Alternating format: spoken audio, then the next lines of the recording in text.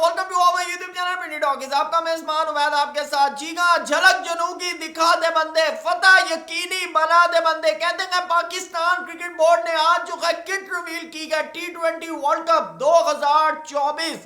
आपको बताते चले जबरदस्त किस्म की किट, सब जलाली परचम के अंदर पाकिस्तान के बड़े बड़े प्लेयर बाबर आजम, मोहम्मद रिजवान, नसीम शाह, साइम अयूब और शाहीन शाह अफरीदी दिखाए गए हैं। जिसके मौके के ऊपर बताता चलूं कि बड़ा जबरदस्त किस्म का गाना भी रिवील किया गया है। आपको बताते चले उसके बाद बाबर आजम ने आज की गई एक जबरदस्त किस्म की प्रेस कॉन्फ्रेंस।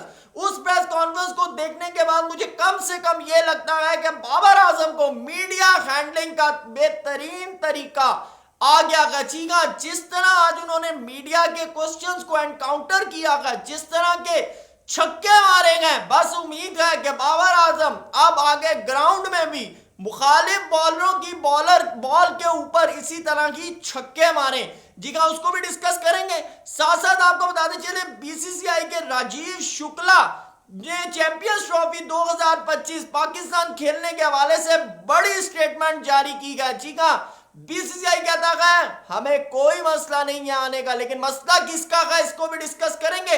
और साथ साथ आपको बताते चले मोहम्मद आमिर के हवाले से इंडियन मीडिया की तरफ से एक बड़ा प्रोपेगेंडा किया जा रहा है कि उनको जो है आयरलैंड का जो है वीजा नहीं मिल सका, तो उन्होंने आयरलैंड की जगह यूनाइटेड स्टेट के वीजे को डाल दिया। और साथ साथ कहते हैं जी उनको इंग्लैंड में सजा हुई थी, जिसकी वजह से जो है आमिर को अब यूएस का वीजा भी नहीं मिलेगा। इसको भी एनकाउंटर करते हैं, एक्सपोज करते हैं, लेकिन उसके लिए सबसे पहले आपको ना वीडियो को एंड तक जरूर देखना है। और अगर हमारे चैनल पे पहली दफा आए हैं तो इसको सब्सक्राइब भी कर लें फटाफट। वीडियो पसंद आए तो लाइक भी करना है और कमेंट सेक्शन में कम से कम ये जरूर बताना है कि पाकिस्तान की किट कैसी लगी है। जी हाँ, तो चलते हैं जी। सबसे पहले तो आपको बताते चले जो गाना है ना बड़ा जबरदस्त किस्म का है कि झलक जनू की दिखा दे बंदे, ठीक है ना। तो इससे उन्होंने क्लियर कट कह दिया भाई अपना जज्बा, क्योंकि मोहसिन नकवी साहब डे वन से यही कह रहे हैं आपने अपना 100% देना है। और आज बाबर आजम ने भी इस बात को माना है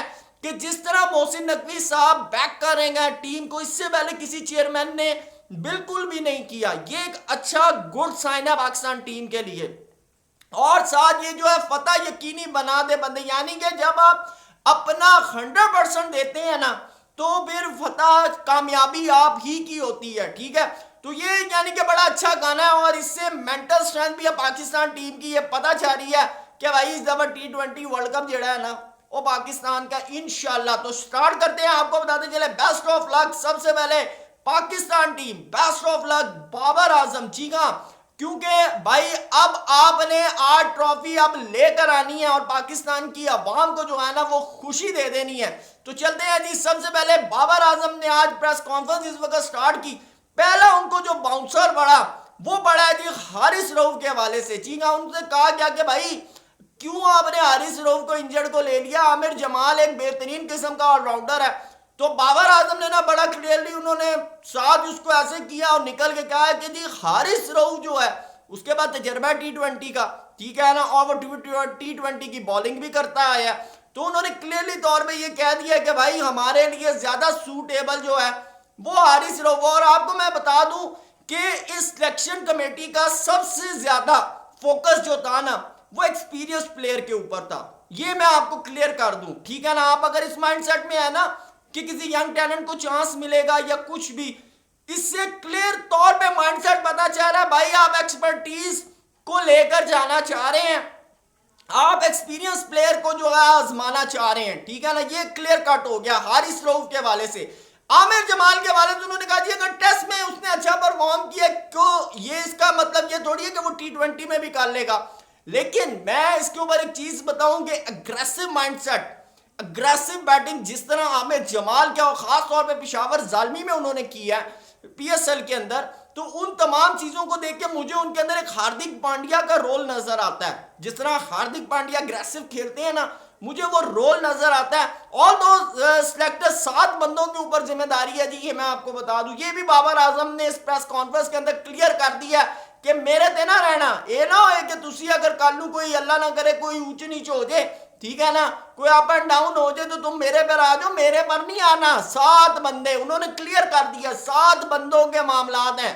तो ये 7 बंदे जो है ना, ये जिम्मेदार हैं। जो भी अल्लाह ना करे, अल्लाह ना करे, अल्लाह ना करे, अगर कोई अप एंड डाउन हुआ तो साथ साथ उनसे पूछा गया हसन अली के हवाले से, ओ बस ये समझ ले बाबर आजम ने ऐसे करके सर नहीं पकड़ा, उन्होंने कहा जी हसन अली बैकअप है, हसन अली रिजर्व में है, हसन अली तो प्लेइंग 15 में है ही कोई नहीं।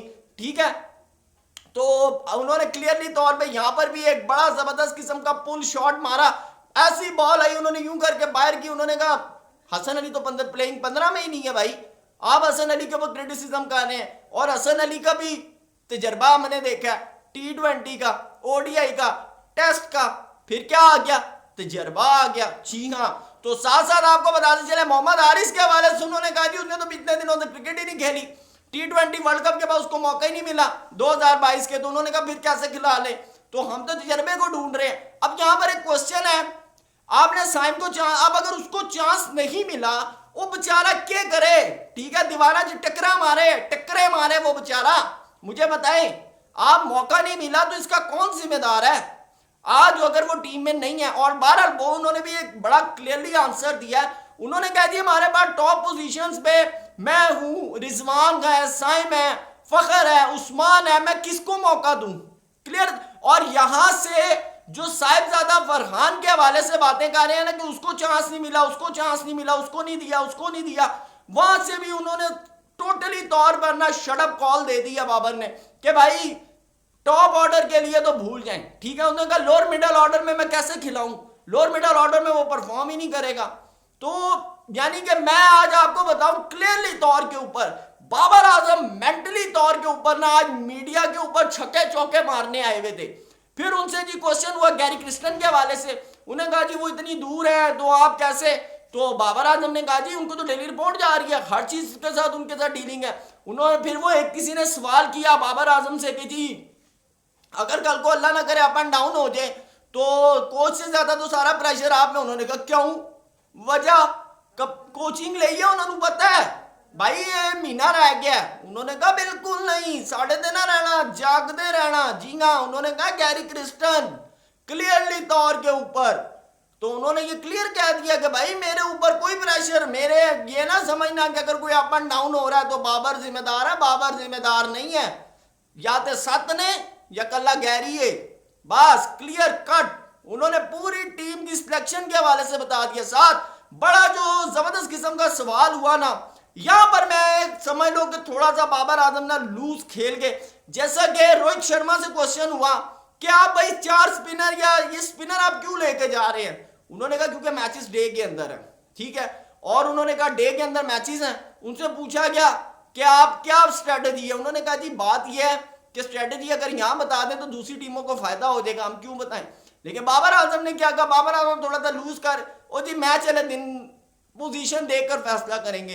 यार अगर इंडिया के पास रिपोर्ट है तो ये आप लोगों का लैक है ना कि आप लोगों के पास रिपोर्ट नहीं। आप कह रहे हैं हम आज ग्राउंड में जाएंगे, पिच देखेंगे, फिर फैसला करेंगे। और यही क्वेश्चन मोहम्मद यूसुफ से भी किया गया था, तो उन्होंने कहा था जी मैं तो जब तक 1-2 बॉलें ना खेलूं तो पिच ही रीड नहीं होती, तो फिर तो पहले जाके 5-2 बॉला खिलाइए। यार ये क्या, मुझे यहां पर ना मुझे थोड़ा सा जो है वो डाउट है। बहरहाल जबरदस्त किस्म की जो है आज बाबर आजम की प्रेस कॉन्फ्रेंस रही है, बहुत जबरदस्त किस्म की, यानी कि फुल टूस कहूं ना तो कॉन्फिडेंस आज मुझे एक्सपीरियंस, बल्कि मैं आपको क्लियरली बताऊं जितना मर्जी लोग तनकीद करें आज बाबर के ऊपर, लेकिन बाबर ने आज माइंड ब्लोइंग किस्म की प्रेस कॉन्फ्रेंस की है।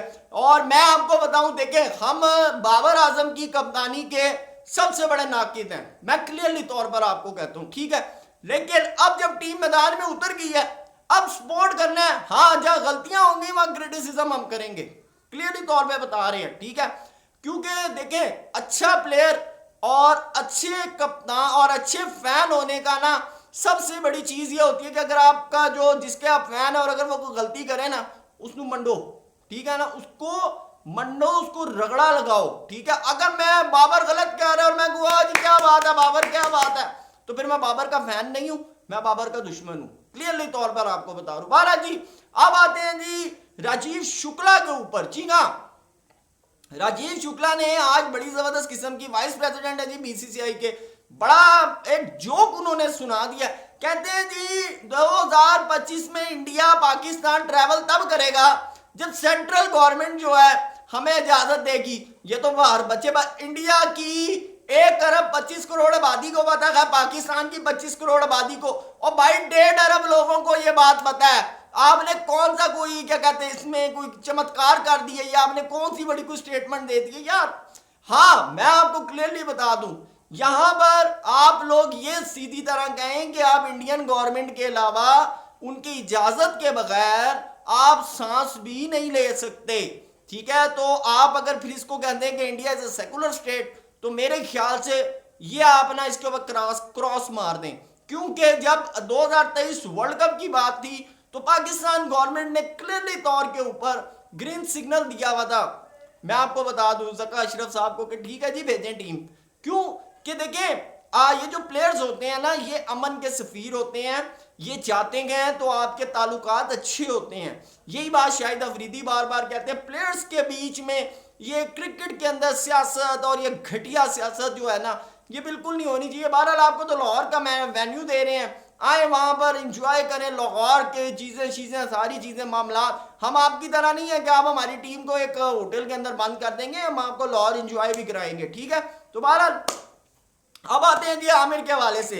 मैं आज क्या कहते हैं आमिर का स्टेटमेंट चली, मुझे बड़ा दुख हुआ। मैंने कहा यार आयरलैंड का आमिर भाई का वीजा नहीं लग जाएगा वो, ये पहले भी होता रहा, उस्मान ख्वाजा का रुक गया इंडिया जाते हुए, और यानी कि तो ये लग जाएगा, ठीक है ना। अगर कोई ये कह रहा है कि आमिर आयरलैंड नहीं जाएगा तो ऐसा बिल्कुल भी नहीं है ये, क्योंकि आपको एक चीज पता होनी चाहिए, पाकिस्तान क्रिकेट बोर्ड का चेयरमैन कौन है? पाकिस्तान का इंटीरियर मिनिस्टर मोहसिन नकवी, जी हाँ, तो लग जाएगा। तो वो जी स्टोरी आ गई जी, यूएसए T20 वर्ल्ड कप का जो है ना आमिर का वीजा नहीं लगेगा। मैंने जिस वक्त सोर्स देखा इंडियन मीडिया, मैंने कहा हो, मैंने कहा यार इसको काउंटर करना बनता है। भाई मुझे एक बात बताएं, ओ जी यूएस का 2010 का रूल है कि जो भी बंदा जो है ना जिसका कोई क्रिमिनल रिकॉर्ड है वो यूएस ट्रैवल नहीं कर सकता। ते मोहम्मद आसिफ होते क्या कर रहे हैं, मैनू जरा दसो ना, मोहम्मद आसिफ क्या कर रहे हैं?